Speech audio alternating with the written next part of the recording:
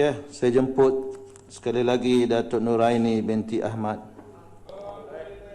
Soalan saya soalan nombor 3 yang betul. Terima kasih. Itu sebab 2 kali itu 2 jam ikat tudung.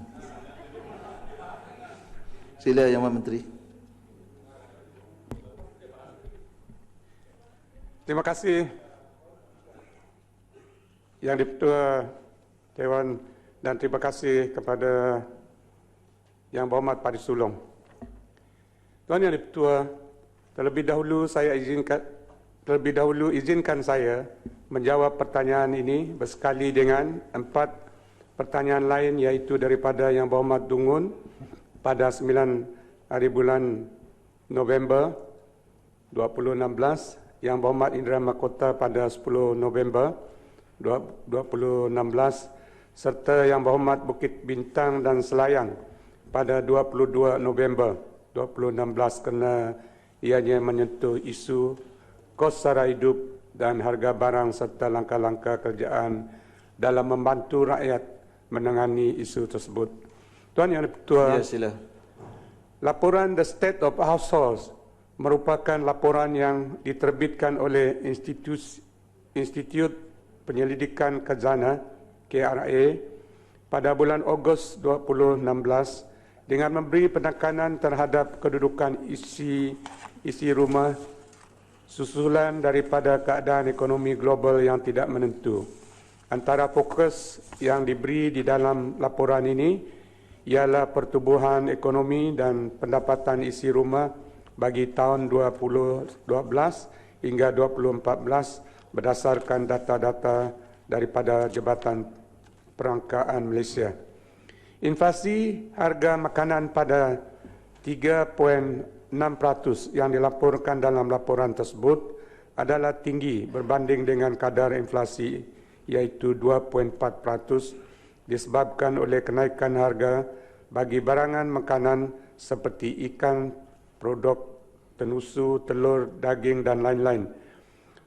Perubahan ini disumbangkan oleh pelbagai faktor menyebab seperti faktor cuaca, ekonomi global, kadar tukaran wang asing, kos input dan sebagainya yang memberi kesan kepada permintaan dan penawaran bekalan makanan.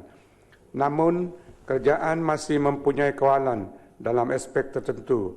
Antaranya ialah memastikan bekalan barang-barang keperluan mencukupi dengan harga berpatutan.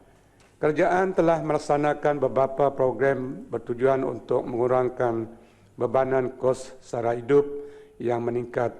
Antaranya membangunkan My Farm Outlet sebagai pusat jualan alternatif untuk produk segar dengan jaminan kualiti dan harga yang berpatutan.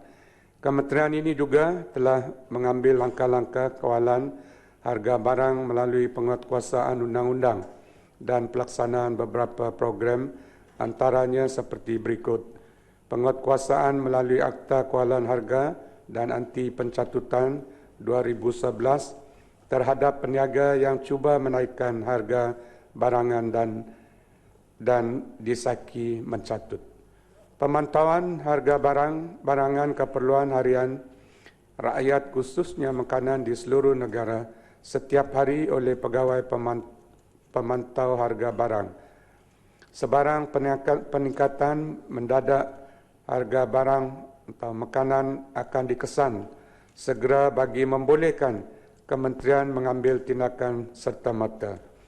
Tindakan seterusnya melalui kerjasama kementerian atau agensi yang berkaitan khususnya Kementerian Pertanian dan Industri Asas Tani, FAMA, akan menstabilkan kawalan harga makanan seperti menambahkan bekalan makanan di pasaran. Ketiga, melaksanakan skim kawalan harga musim perayaan bagi menyekat kenaikan harga barangan tertentu semasa permintaan tinggi pada musim-musim perayaan seperti Hari Gawai, Pesta Keamatan, Hari Raya Puasa, Tahun Baru Cina, Deepavali dan Christmas. Dan yang keempat, lain-lain inisiatif seperti kempen harga berpatutan, program kedai harga patut, kedai rakyat satu Malaysia dan sebagainya. Melalui pelaksanaan inisiatif-inisiatif yang disebutkan, kerajaan berharap agar kesan peningkatan kos sara hidup rakyat dapat ditangani demi kesejahteraan dan kelangsungan hidup rakyat negara ini. Sekian, terima kasih. Ya, Parit Sulong. Terima kasih saya ucapkan kepada Yang Berhormat Perdana Menteri yang menjawab soalan tadi, dan saya nak ucapkan terima kasih di atas segala usaha pihak kerajaan dalam usaha untuk membantu mengenai perkara yang saya bangkitkan. Walau bagaimanapun saya mendengar masih banyak lagi rungutan daripada pihak rakyat, terutama mengenai harga barang yang ada di pasaran. Jadi soalan tambahan saya kepada pihak kementerian adalah mengenai status tindakan penguat kuasaan yang diambil oleh KPDN KK dalam usaha untuk mengekang sebilangan peniaga yang tidak bertanggungjawab, yang sentiasa menaikkan harga barangan dan perkhidmatan sehingga pengguna yang rasa terbeban, dan juga faktor yang kementerian kesan sebagai penyumbang utama kepada peningkatan kadar inflasi harga barang ini. Terima kasih.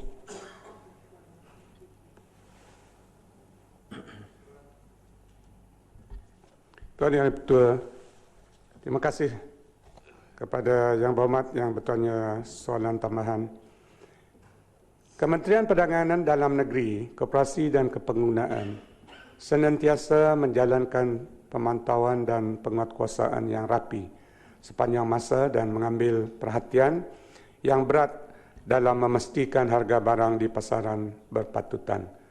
Ops catut yang dilaksanakan oleh Kementerian Perdagangan Dalam Negeri, Koperasi dan Kepenggunaan bermula 15 Januari 2015 di seluruh negara merupakan langkah penguatkuasaan dalam usaha menangani isu harga barangan di bawah Akta Kawalan Harga dan Anti Pencatutan 2011. Operasi diteruskan sehingga ke hari ini dan penguatkuasaannya telah dipertingkatkan ke atas perniagaan dalam negara. Sehingga 31 Oktober 2016, sebanyak 2.1 juta pemeriksaan telah dijalankan.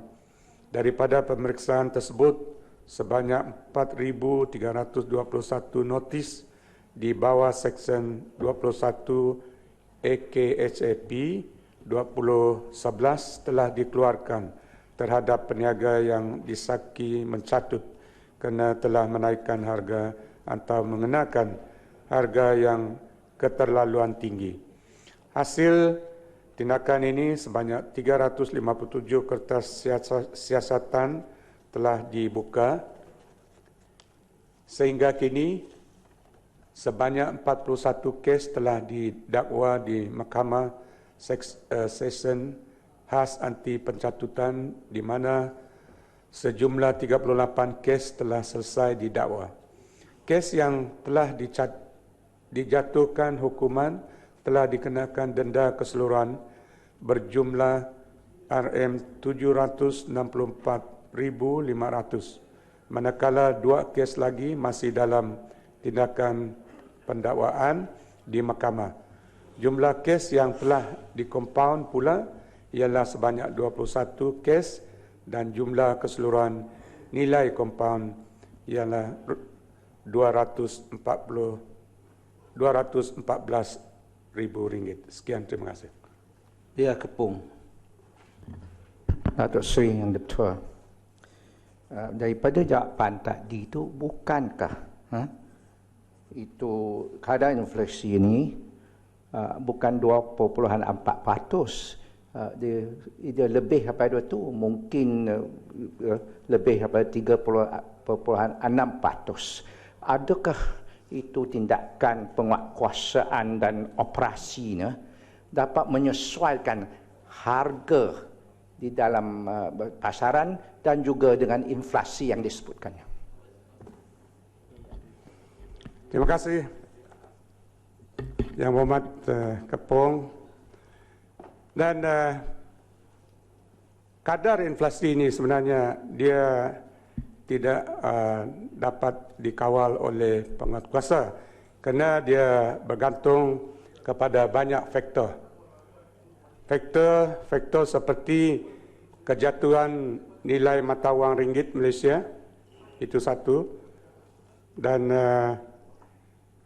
faktor-faktor lain disebabkan harga barangan di peringkat misalnya di peringkat awalan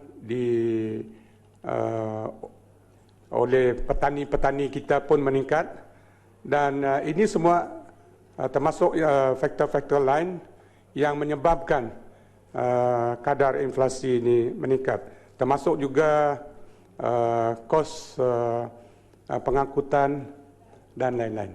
Sekian, terima kasih.